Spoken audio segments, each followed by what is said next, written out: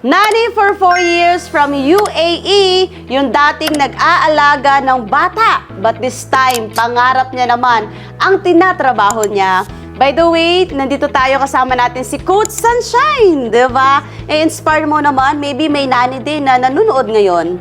Ayun, hi kabayan! I am Sunshine Librando na dating OFW nanny for 4 years in Dubai. And yun because of this opportunity, ito yung naging take it way home ko para makauwi sa Yes. Pilipinas. And you know what? Bistak pod na eh. Oh.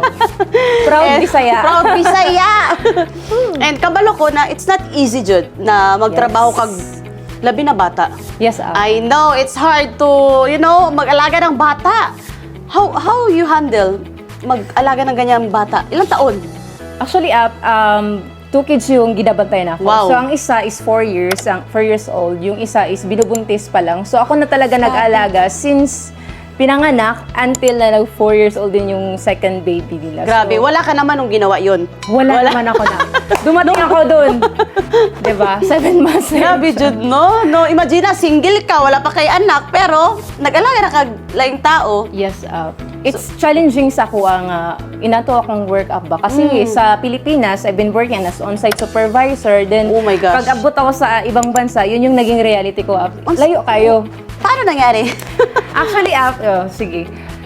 Nung nag-Jollibee ako, I've been working for like 17 to 19 hours in a day kasi sayang overtime up. So, Correct. sinusulit ko na talaga and dili pugkay ko nag-absent up. Bihira lang Grabe, siguro. Diyos, Not napugihan unless kayo.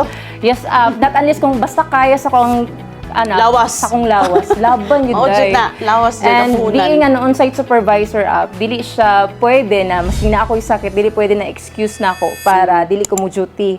Lalo na up kapag na ay mga crew na dili sila, na crew nga absent up. So, ako talaga ang responsible na maghanap ng mapa-fill in dyan. So, kung ano yung ginagawa ng managerial up, work, yun yung ginagawa ko.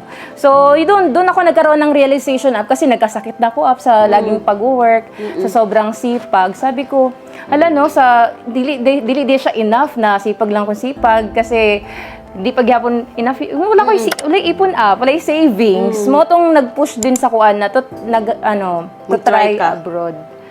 And isa sa mga akong lola nag-push na, sige, mag-OFW ka kasi ganito, ganyan. At your age, imagine, nagpa-imagine na yung lola ko. Iba na yung vision casting sa'yo. Pinabiso na, yun pala yun vision pala yung ginawa ng lola ko. Pero naniwala kasi ako na lahat ng sasabihin ng lola ko is makatabang sa kuang life. Because you love her. Yes, I respect her sa kung ano man yung gusto. So yun nung may kakilala si lola na may chance para makapag-abroad ako, yun at the age of 21 is talagang nag-Dubai din talaga agad ako. Without knowing yun yung magiging buhay ko. Wait lang, hindi mo alam na mag-aalaga ka.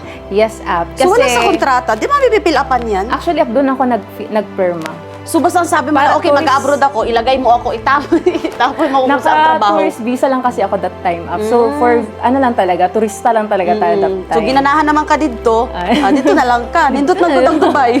Dito ng Dubai Oo. up. So pag abot mo dito, you didn't expect unsa imong work. Actually, ako wala po.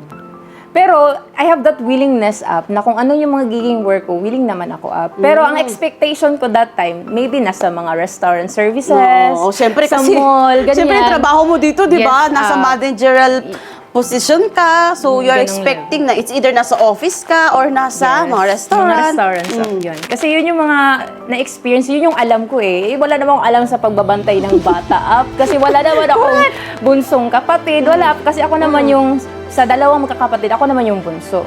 So, wala talaga akong experience. Paano ba to alagaan? And matalino din yung amo ko kasi pagdating ko doon, is talagang naging honest ako na wala talaga akong idea paano to i-handle. Lalo na ibang lahi up. Lahi naman sa Pilipinas, ang kids sa ilaha. So, gitagaan ko niya libro up na na yung pang baby na para mas tadihan ako kung paggawa sa baby, ready na ako up. Knowledgeable na ako on how to take care of the baby. Oh my God, it's not easy. Yes. Parang hindi ko ma-imagine kung paano mo siya na-carry. Pero wala kang choice naman din eh. Yes, up. Kailangan mo talaga galingan, sipagan, at talagang perform very well. Kasi kung hindi bata yan eh. Correct. Something will happen talagang Oh my bagsak gosh. sa akin. You Kaya, don't know. doon parang yung life ko that time is natatakot din ako somehow Oo. along the way. Kasi baby yan eh. Hindi ko alam, ano nangyayari dyan? Yan yung So, sinasabing, hindi ka pwedeng malingat. Yes. Hindi ka pwedeng pumikit, hindi ka pwedeng maantok. Kailangan nakapokus ka. Sobra up. So, Grabe. ganong level. So in 4 years mo, ano yung naging situation mo doon na naghanap ka na talaga ng negosyo?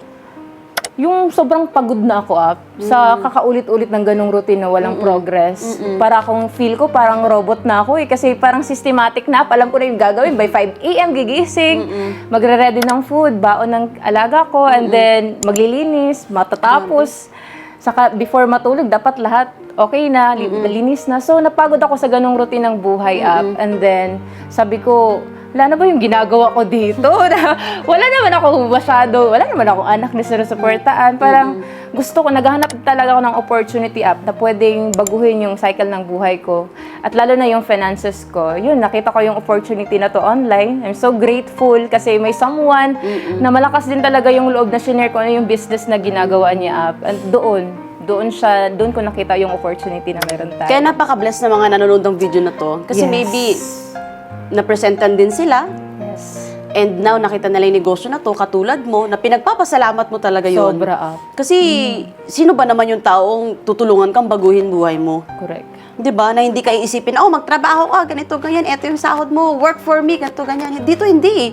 Ang gagawin sa'yo, what is your dream? Anong pangarap mo? Makauwi ka for good? Sige, pagtulungan natin yan. As in. And right now, Sunshine, magkano na yung total na kinita mo Actually, dito sa negosyo? Nasa 930,000 pesos na po accumulated income. Konting kembot na lang, magiging one of the first millionaire ng pamilya. Ay! Actually, ang isa din ako sa grateful kasi na-experience kong kumita dito ng 128,000 po in just 30 days na na-realize ko almost 6 months ko pala yun na income kung nagstay ako sa pagiging OFW nanny. Ngayon, dito sa negosyo natin online, cellphone lang, Facebook lang. Yes. And definitely, ang mga OFW, anad mag-Facebook, oy, As tuplok. At saka Sa cellphone. nara sa balay. Correct. May grabe nakanindot. And dilian lang siya sa income kasi maybe mas dako pa yung income sa kuha right now. Yes. Someone na watching sa kuha.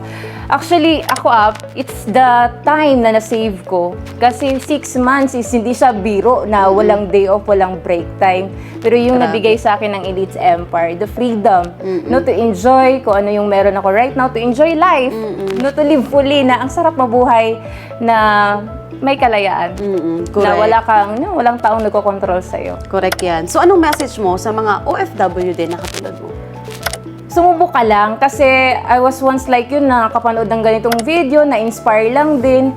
Pero hindi ako hanggang na-inspire lang. I took an action kasi ako yung someone na gusto din magbago yung buhay. Maybe ikaw din. And this is your sign, no, to try. Maybe ito na talaga yung answered prayer mo din kagaya sa akin. Kung nabago yung buhay ko, sure ako na mababago din ang buhay mo. Kaya excited ako sa'yo na magiging part ka ng community nito kasi kung nakaya ko, kayang-kaya mo din talaga.